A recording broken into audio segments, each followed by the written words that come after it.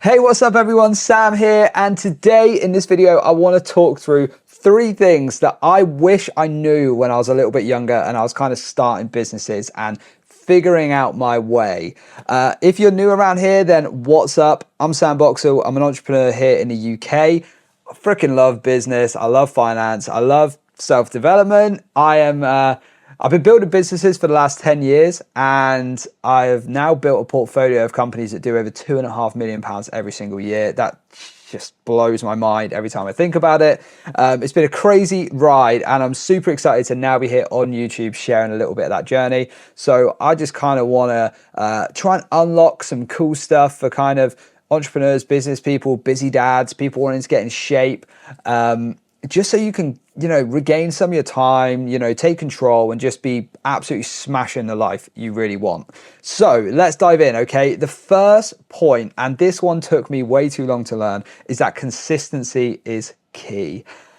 To be honest with you, this seems to be, the older I get and the more things I try and get wiser at and learn, I'm just realizing consistency is everything in life, whatever it is. So it took me a while in my 20s to realize when it comes to investing that, to begin with, you'd be like buying, trading, day trading, doing stuff, crypto. And I'd buy like one index fund. They'd be like, oh, it's not doing that well. Maybe I'll buy another one. And then after a few years, I was like, you know what? I'm just going to stick with this. I'm going to stay consistent in this and just see what happens. And then 10 years later, boom, I was like, damn, I'm so glad that I just stuck with that.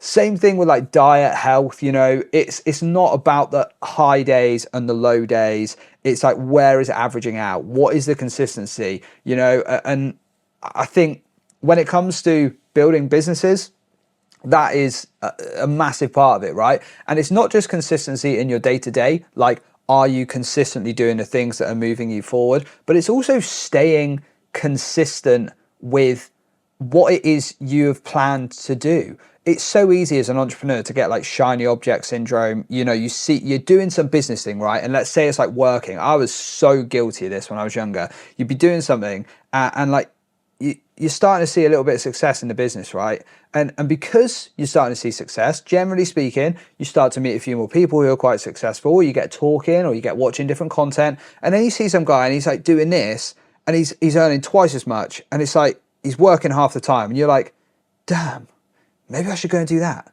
And then just as you are about to start going like this because you put the work in, you just start again, and you're at the bottom. Every time you start something new, you're starting at the bottom. This is the same for people that just move from job to job to job, and they think like, yeah, I'm playing the system, I'm doing this, I'm doing that.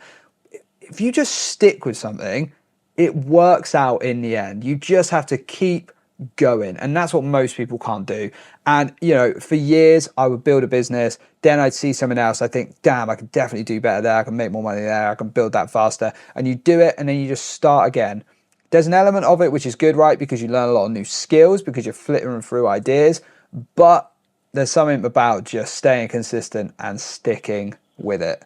All right, number 2, this was a brutal truth that quite honestly punched me in the face when I figured it out. Your marketing is not the problem. Your product or your offer is. And this one gets highlighted to me time and time again, whether I'm advising people or I'm actually going through and auditing what I'm doing in my own companies. For years, I ran this online kitchen appliance company. It was a family business I kind of took over and helped grow, take it online from being a store. I just felt like I was always battling the ads. I could never get the Facebook ads to work, never get the Instagram ads to work. The Google ads were okay, but it wasn't great. And you probably see stuff like this all the time. No offense, but you might even be one of the offenders saying stuff like this. Like, I've spent this much on Facebook ads and it doesn't work. Facebook ads don't work. And eventually I just realized, like, damn, Facebook ads do work. My thing I'm offering just sucks.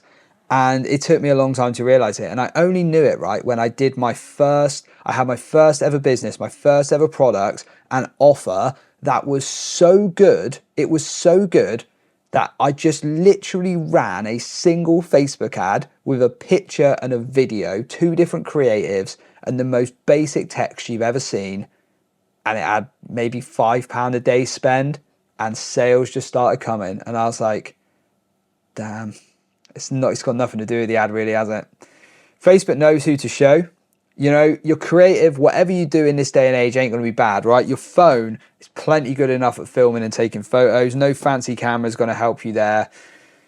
So if you have Facebook ads running and you've dialed the audience, you think you've put together great creative, you've written great copy and it doesn't sell, well, guess what? It's just because they don't want to buy it.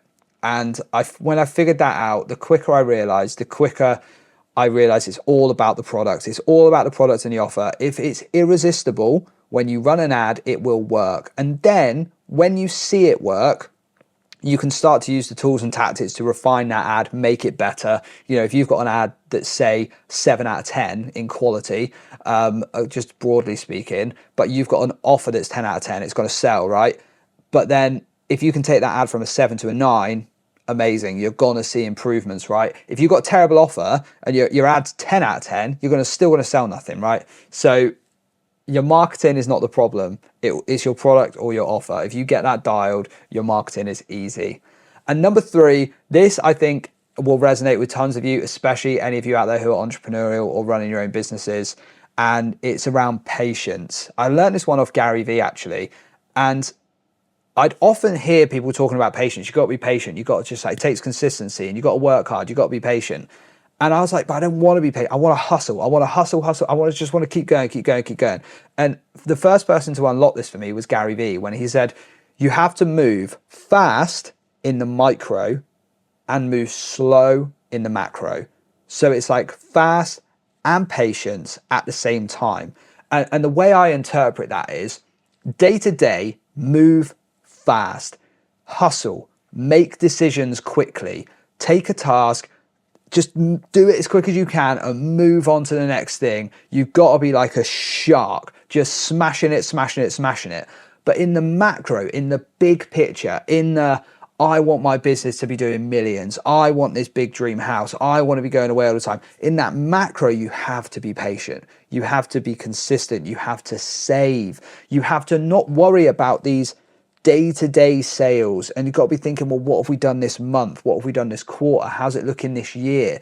You know, I used to get like so emotionally drained and to the point where if we had a bad day of sales, I'd be miserable and I'd bring that home with me. I'd be like a bad husband, a bad dad. Like I just would be like totally stuck in my head because I'd be like, sales are like 5% down from where they were last month on this and blah, blah, blah.